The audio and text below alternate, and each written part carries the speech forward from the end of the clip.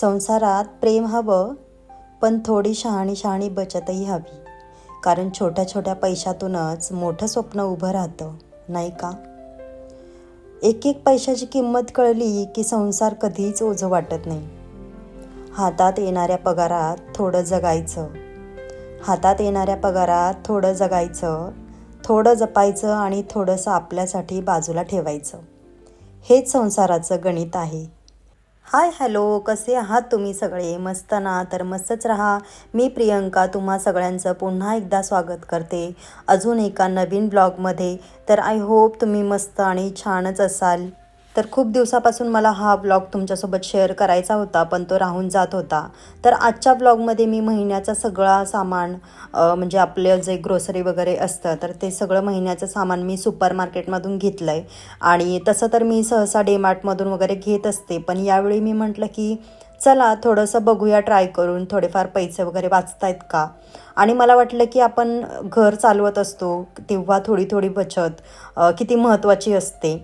म्हणून आजच्या या ब्लॉगमध्ये मी नेमकी कुठे बचत करते, कोणत्या छोट्या छोट्या टिप्स फॉलो करते आणि बिल कमी ठेवण्यासाठी काय काय बघते, हे सगळं तुमच्यासोबत शेअर करणार आहे. खूप सगळ्या टिप्स तुमच्यासोबत शेअर करणार आहे मी. तर त्यासाठीच व्हिडिओ अगदी शेवटपर्यंत नक्की बघा आणि चॅनलला सबस्क्राईब केलं नसेल तर नक्की सबस्क्राईब करा आणि बाजूच्या बेल आयकॉनवरती क्लिक करा, म्हणजे तुम्हाला येणारे सगळे व्हिडिओज पहिलं नोटिफिकेशन येतील सगळ्या व्हिडिओजचे. तर चला सुरू करूया आपल्या ब्लॉगला. तर सगळ्यात आधी मी माझं किचन चेक करून घेते. कुठल्या डब्यात काय उरलं आहे, काय संपत आलं आहे, हे सगळं अगदी नीट बघितलं की नंतर अनावश्यक वस्तू घेतल्या जात नाहीत असं मला वाटतं. कारण आपण जेव्हा बाजार भरायला जातो ना, तर तेव्हा धर की उचल असं करतो, म्हणजे जे आवडलं किंवा ज्याची गरज पण नसते अशा गोष्टी आपण घेतो. त्यासाठी मी ड्रॉवर ओपन करून बघते सगळे किचनमधले मसाल्याचे डबे किंवा ग्रोसरीच्या बरण्या, आपण ज्या बरण्या भरून ठेवतो कडधान्याच्या, त्या बरण्या वगैरे सगळ्या तपासून घेते. आणि जे कमी झाले किंवा संपत आले हे लगेचच मोबाईलमध्ये माझ्या लिस्टमध्ये टाकून घेते. तुम्ही एखादी डायरी करून किंवा एखादं वहीचं पेज घेऊन तुम्ही त्याच्यावरती लिस्ट बनवून घेऊ शकता की किती संपत आली आहे गोष्ट, किंवा एखादं कडधान्य आहे ते किती संपत आले, किती आपल्याला महिन्याभरासाठी पुन्हा लागणार आहे, हे तुम्ही नोट करून घेऊ शकता. कारण आपण आधी जर लिस्ट बनवून घेतली तर जेव्हा आपण सुपर मार्केटमध्ये जातो किंवा डीमार्टमध्ये जातो जेव्हा ग्रॉसरी घ्यायला, तेव्हा आपला टाईम पण वाचतो आणि पैसाही वाया जात नाही. तर माझी पहिली स्टेप हीच असते की घरातलं सगळं चेक करून नक्की काय घ्यायचं आहे, काय ठेवायचं आहे हे ठरवायचं आणि सगळी लिस्ट तयार करून घ्यायची.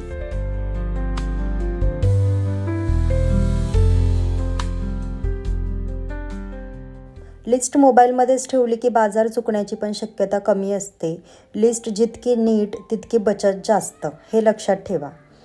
तर मी लिस्ट 2 भागात करते, अत्यावश्यक आणि ऑप्शनल. सुरुवातीला आवश्यक वस्तू घ्यायच्या, नंतर बजेट राहिलं तरच बाकीच्या. माझ्याकडे हे डबे आहेत, तर ह्या डब्यांमध्ये मी हे काही उरलेलं सामान वगैरे भरून ठेवते. म्हणजे आपले छोटं जे सामान उरतं बरण्यांमध्ये भरल्याच्या नंतर, तर ते सामान मी असं भरून ठेवते. तर जेव्हा पण मी बाजार भरायचा असतो मला, तर तेव्हा मी हे सगळे डबे एकदा चेक करते की नक्की काय काय आहे, काय काय नाही. कारण छोट्या पुड्यांमध्ये कुठे काय ते आपण ठेवून देतो कानाकोपऱ्यामध्ये.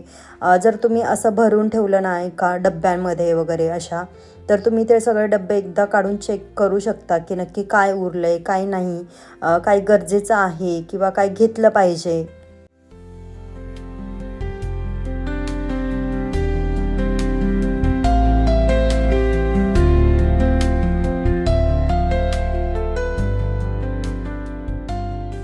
खरं सांगायचं तर डीमार्टमध्ये गेलं की आपलं लक्ष भलतीकडेच जातं. हे आपल्या सगळ्याच बायकांचं असतं, आहे की नाही? जे घेण्यासाठी गेलो नसतो तेच जास्त दिसतं आपल्याला. ऑफर आहे, सेल आहे असं पाहिलं की आपण लगेच घेऊन टाकतो. त्याच्यामागे काही विचार नाही करत, पण नंतर लक्षात येतं की याची गरज पण नव्हती. आपण बिना गरजेच्या पण गोष्टी घेऊन टाकतो. म्हणूनच मी यावेळी ठरवलं की आपण एखादं छोटं सुपर मार्केट बघूया. आणि आमच्या जवळच एक सुपर मार्केट आहे, अगदी 5 ते 10 मिनटावरती. 10 मिनटं पण खूप झाले बरं का.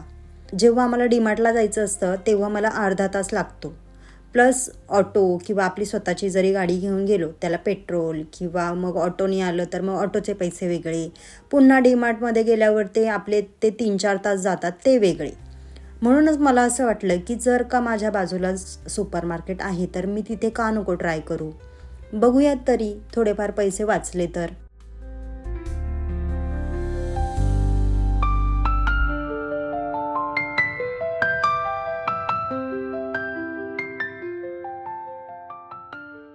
आणि मला वाटतं लोकल सुपर मार्केटमध्ये आपण फक्त गरजेच्या वस्तू घेतो, कारण तिथे तितका आजूबाजूचा मोह नसतो.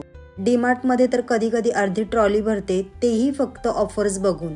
म्हणून मी आता आधी घरची लिस्ट नीट तयार करते, आणि जरी मी डीमार्टला गेले किंवा लोकल सुपर मार्केटमध्ये जरी गेले तरी हा प्रश्न स्वतःला 2दा विचारते की हे खरंच गरजेचं आहे का.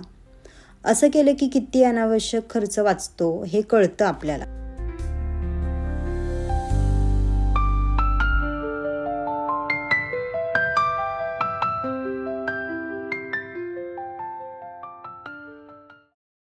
आता आणखी एक गोष्ट म्हणजे देवघरात लागणाऱ्या काही वस्तू, जसं की अगरबत्ती, कापूर, पूजेचं तेल, या आपण अनेकदा डबल घेऊन टाकतो. आणि माझ्याकडून झालंय बरं का हे, कारण घरी काय आहे ते नीट चेक करत नाही आणि बाजारात दिसलं की हे तर लागणारच म्हणून परत घेतो. असं केल्यामुळे घरात 2-2 पॅकेट पडून राहतात आणि पैसाही वाया जातो. म्हणून आता मी देवघरातल्या वस्तूही आधी एकदा पाहूनच लिस्टमध्ये टाकते. जे आहे ते संपेपर्यंत नव्याने न घेण्याचा नियमच करून टाकलाय मी.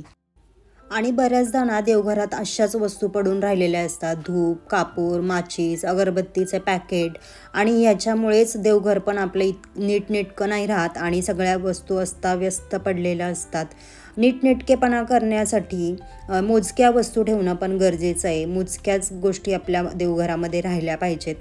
त्याच्यासाठी हे सगळं नियोजन करणं गरजेचं आहे.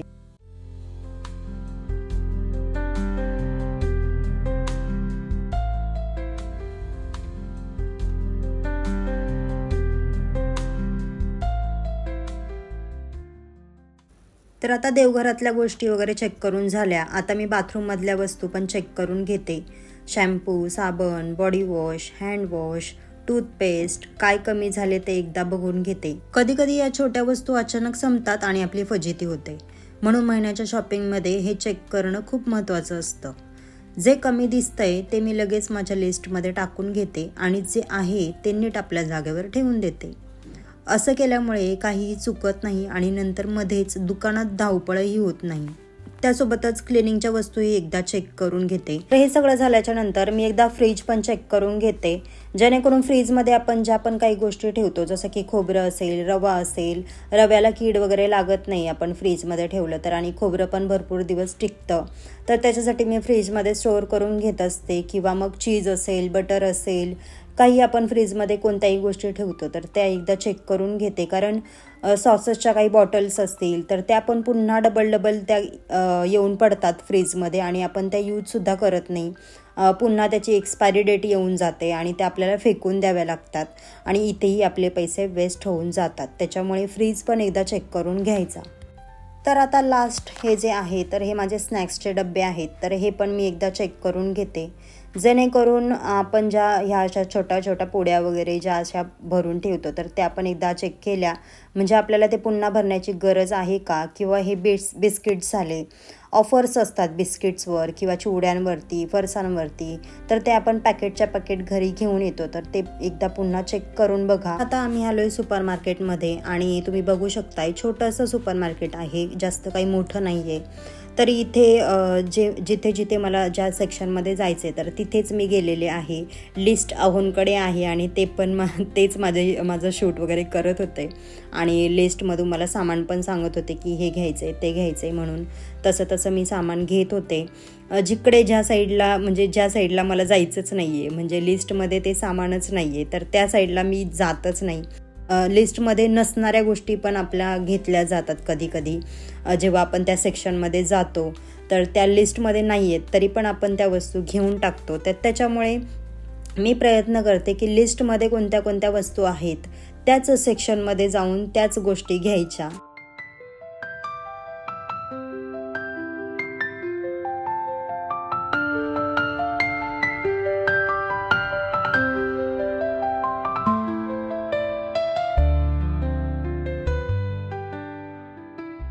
कधी कधी आपण बायका सगळीकडे फिरत बसतो, कुठे काय ऑफर आहे, कुठे काय नाही, ही गोष्ट आवडते का, ते भांडं आवडतंय का, किंवा हे फ्लावर पॉट आवडतंय का, हे सगळं आपण चेक करत बसतो. आणि हे सगळं चेक करत असताना ज्या गरजेच्या गोष्टी पण नाही आहेत तर त्या गोष्टी आपण घेऊन बसतो. भले आपले आपल्याला ओरडत असतात मागून. माझ्या बाबतीत पण तसं होतं कधी कधी. आपल्या बायकांचा स्वभावच असतो तो की आवडलं की घ्यायचं. मी खूप प्रयत्न करते की अशा गोष्टी नाही व्हाव्यात आणि आपले 2-4 पैसे वाचावेत असा मी खूप प्रयत्न करत असते. त्याच्यामुळे ना मी नको त्या गोष्टींकडे बघतच नाही. तर आता बाजार आम्ही संध्याकाळी भरायला घेतलेला आणि बाजार भरताना मी लगेचच बाजार आल्या तो काही भरून ठेवत नाही, कारण बरण्या आपल्या काही पूर्णपणे रिकाम्या नसतात.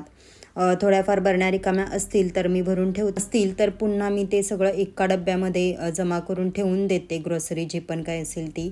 आणि जेव्हा बरण्या रिकाम्या होतील तर तेव्हा धुवून घासून स्वच्छ करून मगच मी ते सामान पुन्हा भरून ठेवते.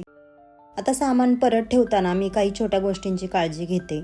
पहिली म्हणजे आधी जुनं आणि उरलेलं सामान पुढे ठेवते. असं केल्यावर काहीही एक्सपायर होऊन वाया जात नाही. अशाने काय होतं, जुनं जे कडधान्य आहे तर ते आधी वापरलं जातं आणि त्याला कीड वगैरे लागण्याची शक्यता कमी होते. दुसरी गोष्ट, मसाल्याचे पॅकेट किंवा ग्रोसरीचे पॅकेट उघडायचे असेल तर ते मी आधीच माझ्या बरण्यांमध्ये भरून ठेवते. रिकामी बरणी दिसली की कळतं काय खरंच कमी आहे. तिसरी गोष्ट, बाथरूम किंवा क्लिनिंगच्या वस्तूंसाठी मी वेगवेगळे छोटे सेक्शन ठेवले आहेत. जेव्हा गरज पडते तेव्हा पटकन सापडतात. भांडे घासण्यासाठी ज्या काही वस्तू आपल्याला लागतात तर त्या सगळ्या वस्तू मी सिंकखाली अशा ट्रेमध्ये ठेवून देते. स्क्रब, लिक्विड, साबण, ब्रश सगळं एकाच ठिकाणी ठेवलं की वापरताना पण खूप सोपं जातं. आणि महत्त्वाचं म्हणजे काय संपत आलंय आणि काय उरलंय हे लगेचच समजतं. सिंकखाली मला जागा आहे तर तिथेच ह्या सगळ्या वस्तू मी ठेवून देते. त्यामुळे वस्तू इकडे तिकडे पडत नाही आणि अव्यवस्थाही होत नाही. म्हणजे महिन्याची लिस्ट बनवताना इथूनच पटकन कळतं की काय घ्यायचे. माझ्याकडे अशा काही एरियलच्या बरण्या पण आहेत तर त्या पण मी अशा स्टोरेजसाठी यूज करते. काही वॉशिंग पावडर वगैरे किंवा साबण असतील किंवा मग आपले स्क्रब वगैरे असतात तर ते पण आपण याच्यामध्ये स्टोअर करून ठेवू शकतो.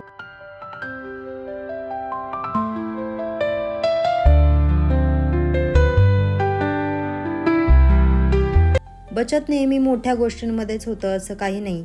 आपण रोजच्या छोट्या छोट्या सवयी जरी बदलल्या तरी महिन्याच्या बजेटमध्ये खूप फरक पडतो. आणि हीच लहान लहान सवय महिन्याच्या शेवटी बचत करून देत असते. म्हणजे घरही व्यवस्थित राहतं आणि बजेटही कंट्रोलमध्ये राहतं. कारण आपल्यासारख्या मिडल क्लास लोकांसाठी महिन्याचा बाजार म्हणजे फक्त शॉपिंग नसतं. ते आपल्या महिन्याचं एक प्लॅनिंग असतं. किती खर्च करायचा, कुठे वाचवायचं, काय खरंच गरजेचं आहे, हे सगळं आपण ह्याच दिवशी ठरवतो. महिन्याची बचत पण खूप महत्त्वाची असते, कारण आपल्याकडे पैसा वाया जायला जागाच नसते. एखादी गाडीची EMI, मुलांचं स्कूल, घरातील महिन्याचा खर्च हे सगळं त्याचं बचतीवर चाललेलं असतं. जी काही सेविंग आहे त्याच्यावर चाललेलं असतं. आणि आपल्याला ठरलेलं असतं की आपली ही सॅलरी येणार आहे आणि त्याच सॅलरीमध्ये आपल्याला पूर्ण महिना काढायचा असतो. आणि म्हणूनच छोटी छोटी सवय, लिस्ट करणं, डुप्लिकेट वस्तू न घेणं, ऑफर्समध्ये फक्त गरजेचं घेणं, ह्या गोष्टी मिडल क्लास घरात खूप मोठी बचत करून देतात. महिन्याचा बाजार नीट प्लॅन केला की महिन्याचा शेवटही शांत जातो. नाहीतर शेवटच्या आठवड्यात नेहमीच काय कमी पडलं असं होतं. आपल्याला लक्झरी नकोच असते, पण घर व्यवस्थित आणि खर्च कंट्रोलमध्ये राहिला की मिडल क्लास माणसाची तीच खरी पीस असते आणि तीच खरी शांतता असते आपल्या लोकांसाठी. कारण महिन्याची बचत म्हणजे आपला आत्मविश्वास. कारण तीच पैशाची छोटीशी रक्कम महिन्याच्या शेवटी मोठं समाधान देऊन जाते.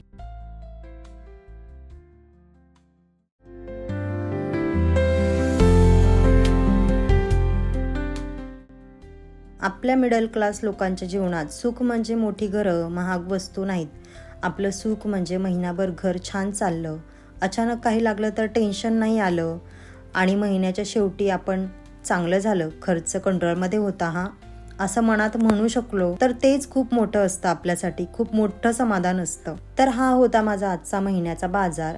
आणि मी सगळं चेक करून, लिस्ट बनवून, एक एक वस्तू पाहून शॉपिंग केलं. आणि खरं सांगायचं तर आपल्या लोकांसाठी हेच सगळं खूप महत्त्वाचं असतं. कारण महिन्याच्या शेवटी हाताला थोडं तरी उरावं, या सगळ्यासाठी हे प्लॅनिंग खूप गरजेचं असतं. तर तुम्हाला काय वाटतं हे पण मला नक्की सांगा. तुम्ही काय काय फॉलो करता हे पण सांगा आणि मी जे काही तुम्हाला सांगितले तर ह्या स्वतः मी पण फॉलो करते.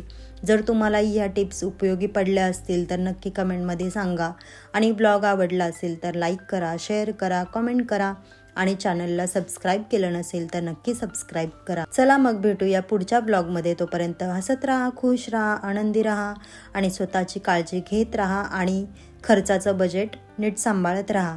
बाय.